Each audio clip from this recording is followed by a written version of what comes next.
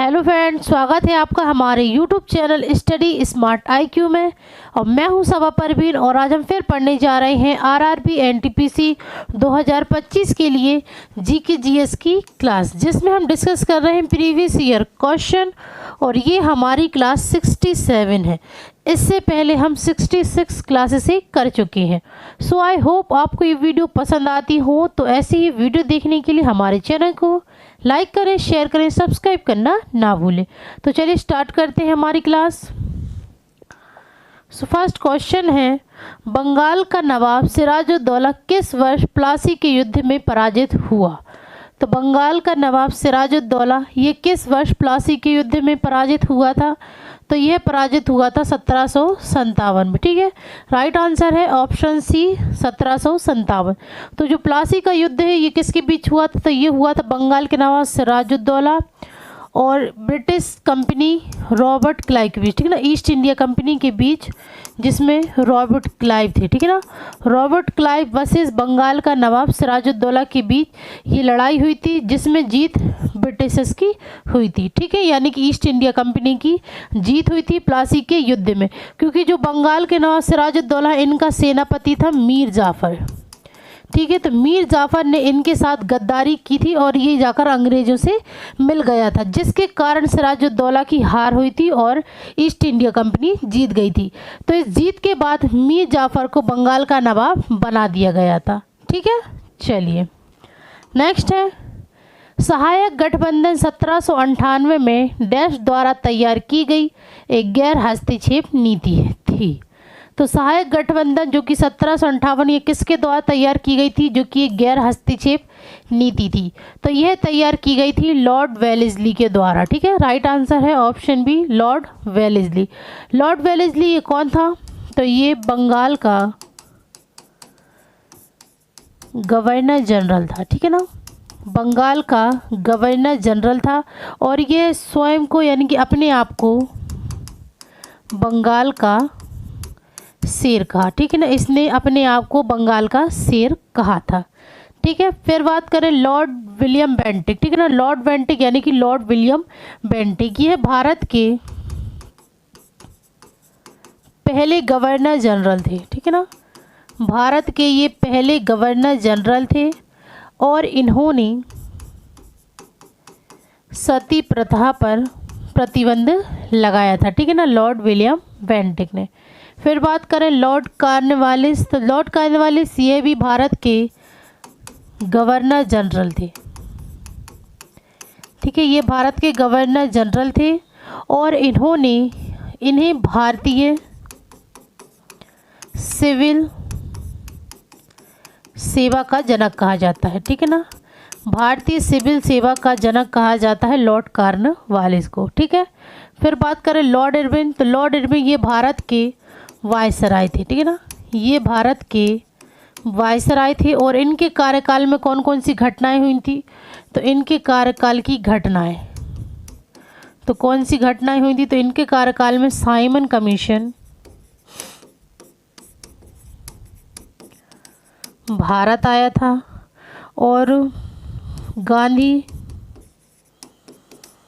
Irwin समझौता हुआ था। ठीक है ना, गांधी इरविन समझौता, जो कि महात्मा गांधी और लॉर्ड इरविन के बीच हुआ था, गांधी इरविन समझौता। ठीक है, चलिए नेक्स्ट है, कांग्रेस नेता राहुल गांधी ने 2019 का लोकसभा चुनाव किन निर्वाचन क्षेत्रों से लड़ा था? तो कांग्रेस नेता राहुल गांधी ने 2019 का लोकसभा चुनाव किन निर्वाचन क्षेत्रों से लड़ा था? तो ये लड़ा था अमेठी और वायनाड से। ठीक है, राइट आंसर है ऑप्शन डी अमेठी और वायनाड। ठीक है, चलिए नेक्स्ट है, पुनर्वन रोपण का अर्थ है। पुनर्वन रोपण का अर्थ, तो पुनर्वन रोपण का अर्थ है नष्ट हुए वनों में नए पेड़ लगाना। ठीक है, राइट आंसर है ऑप्शन सी। नेक्स्ट है, निम्नलिखित में से कौन असहयोग और खिलाफत आंदोलन का परिणाम था? तो असहयोग आंदोलन और खिलाफत आंदोलन का परिणाम था, तो यह परिणाम था मजदूर वर्ग कई कस्बों और शहरों में हड़ताल पर चला गया।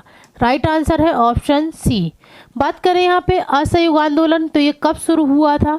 तो ये 1920 में शुरू हुआ था। ठीक है, 1920 में शुरू हुआ था। और खिलाफत आंदोलन तो ये 1919 में शुरू हुआ था। ठीक है, खिलाफत आंदोलन का नेतृत्व किसने किया था? तो इसका नेतृत्व किया था मोहम्मद अली और शौकत अली ने। ठीक है, मोहम्मद अली और शौकत अली ने किया था, जिन्हें अली बंधु के नाम से जाना जाता है। और असहयोग आंदोलन की शुरुआत किसने की थी? तो ये की थी महात्मा गांधी ने। ठीक है ना, महात्मा गांधी ने असहयोग आंदोलन की शुरुआत की थी। ठीक है, चलिए नेक्स्ट है, वर्ष 1757 में प्लासी की लड़ाई में अंग्रेजों की जीत के बाद निम्नलिखित में से कौन सी घटना घटी थी? तो 1757 प्लासी की लड़ाई अंग्रेजों की जीत के बाद ब्रिटिश ईस्ट इंडिया कंपनी के व्यापार का विस्तार हुआ। ठीक है, तो राइट आंसर है option B, British East India Company के व्यापार का विस्तार हुआ था। ठीक है ना, प्लासी की लड़ाई में अंग्रेजों की जीत के बाद। नेक्स्ट है, कोबोल का पूर्ण रूप क्या है? तो कोबोल का पूर्ण रूप है common business oriented language. Right answer है option D, common business oriented language. Next है, किस भारी धातु के उत्सर्जन को संबोधित करने के लिए 2013 में जापान में मिनामाता अभिसमय आयोजित किया गया था? तो किस भारी धातु के उत्सर्जन को संबोधित करने के लिए 2013 में जापान में मिनामाता अभिसमय आयोजित किया गया था? तो ये थी धातु पारा, जो कि इसे मरकरी भी कहते हैं। ठीक है ना, पारा भारी धातु। नेक्स्ट है, 2019 में एंटी सैटेलाइट परीक्षण की सफलता के साथ भारत किन अन्य देशों के साथ लीग में शामिल हुआ? तो 2019 में एंटी सैटेलाइट परीक्षण की सफलता के साथ भारत किन अन्य देशों के साथ लीग में शामिल हुआ? तो ये शामिल हुआ था अमेरिका, रूस और चीन के साथ, लीग के साथ। ठीक है, राइट आंसर है ऑप्शन डी, अमेरिका, रूस, चीन। नेक्स्ट है, आधुनिक अर्थशास्त्र का जनक किसे माना जाता है? आधुनिक अर्थशास्त्र का जनक तो ये माना जाता है एडम स्मिथ को। ठीक है, राइट आंसर है ऑप्शन बी, एडम स्मिथ। इन्हें आधुनिक भारत का जनक और आधुनिक भारत का पिता भी कहा जाता है। ठीक है ना, आधुनिक अर्थशास्त्र का पिता भी कहा जाता है एडम स्मिथ को। फिर बात करें हम यहाँ पे मनमोहन सिंह की, तो मनमोहन सिंह ये भारत के 13वें प्रधानमंत्री के रूप में कार्यरत रहे थे। ठीक है ना, 13वें प्रधानमंत्री के रूप में इन्हें नियुक्त किया गया था मनमोहन सिंह को, और यह एक भारतीय अर्थशास्त्री थे। ठीक है ना, मनमोहन सिंह। फिर बात करें अमर्त्य सेन, तो अमर्त्य सेन यह विश्व प्रसिद्ध अर्थशास्त्री थे। ठीक है, ये विश्व प्रसिद्ध अर्थशास्त्री थे और इन्हें 1998 में नोबेल पुरस्कार प्राप्त हुआ था। ठीक है ना, नोबेल पुरस्कार से इन्हें सम्मानित किया गया था 1998 में, और 1999 में इन्हें भारत रत्न प्राप्त हुआ था। ठीक है ना, भारत रत्न से सम्मानित किया गया था। ठीक है, अमर्त्य सेन को। फिर है जॉन मेनार्ड कीन्स, तो यह भी एक अर्थशास्त्री थे। ठीक है, ये भी एक अर्थशास्त्री थे, जॉन मेनार्ड कीन्स। चलिए नेक्स्ट है, निम्नलिखित में से कौन सी नदी अफ्रीका में नहीं है? तो कौन सी नदी जो कि अफ्रीका में नहीं है? सबसे पहले बात करें ऑरेंज यानी कि नारंगी नदी, तो यह तो दक्षिण अफ्रीका में है। ठीक है ना, यह दक्षिण अफ्रीका में बहती है। ठीक है, फिर है नाइजर, तो नाइजर यह पश्चिम अफ्रीका में बहती है। ठीक है, तो ये भी पश्चिम अफ्रीका में बहती है, और यह अफ्रीका की तीसरी सबसे लंबी नदी है। ठीक है ना, ये अफ्रीका की तीसरी सबसे लंबी नदी है, नाइजर नदी। ठीक है, फिर बात करें नील नदी, तो नील नदी यह दुनिया की सबसे लंबी नदी है। ठीक है ना, दुनिया की सबसे लंबी नदी है नील नदी, और यह भी उत्तर पूर्वी अफ्रीका में होकर बहती है, ठीक है ना, उत्तर पूर्वी अफ्रीका में होकर यह बहती है। फिर है अमेजन, तो अमेजन है तो ये दक्षिण अमेरिका, यह दक्षिण अमेरिका की सबसे लंबी नदी है, ठीक है ना, सबसे लंबी नदी है ये दक्षिण अमेरिका की, और यह दुनिया की सबसे बड़ी नदी है, ठीक है ना, दुनिया की सबसे बड़ी नदी है अमेजन नदी। तो हमारा राइट आंसर क्या होगा, अमेजन नदी, क्योंकि ये दक्षिण अमेरिका, ठीक है ना, तो ये अमेरिका में स्थित है, बाकी सारी अफ्रीका में स्थित है, ठीक है ना। चलिए नेक्स्ट है, किस नवरत्न कंपनी को प्यार से विजाग स्टील कहा जाता है? तो किस नवरत्न कंपनी को प्यार से विजाग स्टील कहा जाता है? तो ये कहा जाता है राष्ट्रीय इस्पात निगम लिमिटेड को। राइट आंसर है ऑप्शन बी। और इसकी स्थापना कब हुई थी? तो इसकी स्थापना हुई थी 1982 में, ठीक है ना, राष्ट्रीय इस्पात निगम लिमिटेड की स्थापना 1982 में हुई थी। नेक्स्ट है, ब्रेकिस्ट शब्द का आविष्कार किसने किया? तो ब्रेकिस्ट शब्द का आविष्कार किया था पीटर वाइल्डिंग ने, ठीक है, राइट आंसर है ऑप्शन ए पीटर वाइल्डिंग। नेक्स्ट है, गन्ने के पौधे डैश को रासायनिक ऊर्जा में परिवर्तित करने वाले सबसे कुशल परिवर्तकों में से एक है। तो गन्ने के पौधे सूर्य के प्रकाश, ठीक है, राइट आंसर है ऑप्शन डी, गन्ने के पौधे ये सूर्य के प्रकाश को रासायनिक ऊर्जा में परिवर्तित करने वाले सबसे कुशल परिवर्तकों में से एक है, ठीक है। नेक्स्ट है, 1992 में ब्राज़ील में आयोजित पर्यावरण और विकास पर संयुक्त राष्ट्र सम्मेलन को डैश के रूप में जाना जाता है? तो 1992 में ब्राज़ील में आयोजित पर्यावरण और विकास पर संयुक्त राष्ट्र सम्मेलन को जाना जाता है पृथ्वी शिखर सम्मेलन के रूप में, ठीक है, तो राइट आंसर होगा ऑप्शन सी। नेक्स्ट है, भारत रत्न पुरस्कार के पहले प्राप्तकर्ता और स्वतंत्र पार्टी के संस्थापक कौन थे?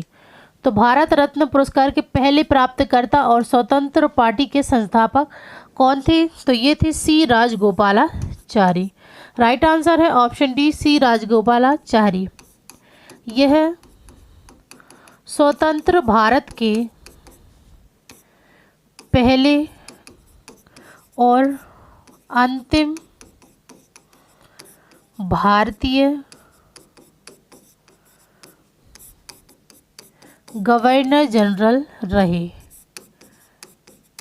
ठीक है, सी राजगोपालाचारी ये स्वतंत्र भारत के पहले और अंतिम भारतीय गवर्नर जनरल रहे। नेक्स्ट है, अर्थशास्त्र के संदर्भ में एसएलआर का पूर्ण रूप क्या है? तो एसएलआर का पूर्ण रूप है सांविधिक तरलता अनुपात। राइट आंसर है option D statutory liquidity ratio, ठीक, रेशियो, स्टैच्यूरी लिक्विडिटी रेशियो, ठीक है। चलिए नेक्स्ट है, सांची स्तूप डैश शहर के निकट स्थित है? तो सांची स्तूप ये कहाँ स्थित है? तो यह भोपाल शहर के निकट स्थित है, ठीक है, राइट आंसर है ऑप्शन ए।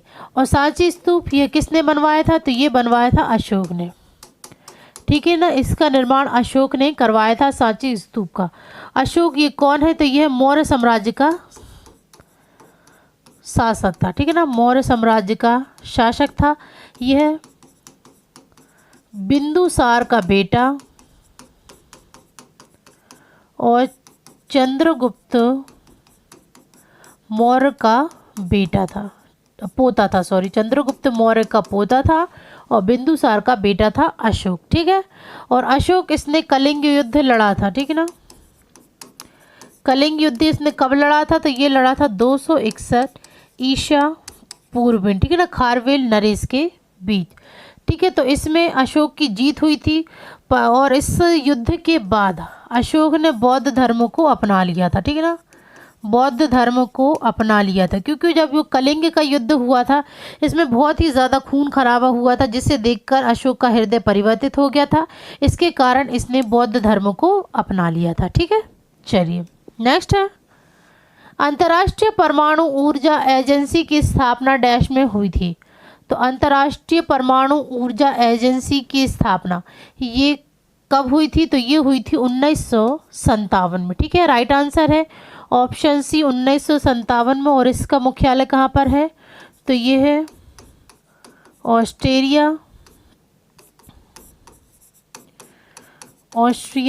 वियना में। ठीक है ना, ऑस्ट्रिया के वियना में इसकी स्थापना हुई थी। ठीक है, नेक्स्ट है, निम्नलिखित में से किस भारतीय सिनेमा के जनक के रूप में जाना जाता है? तो इनमें से किसे भारतीय सिनेमा के जनक के रूप में जाना जाता है? तो यह जाना जाता है दादा साहेब फाल्के को। ठीक है, राइट आंसर है ऑप्शन डी दादा साहेब फाल्के। इन्हें भारतीय सिनेमा का जनक कहा जाता है। इनकी पहली फिल्म कौन सी थी? इनकी पहली फिल्म ये थी राजा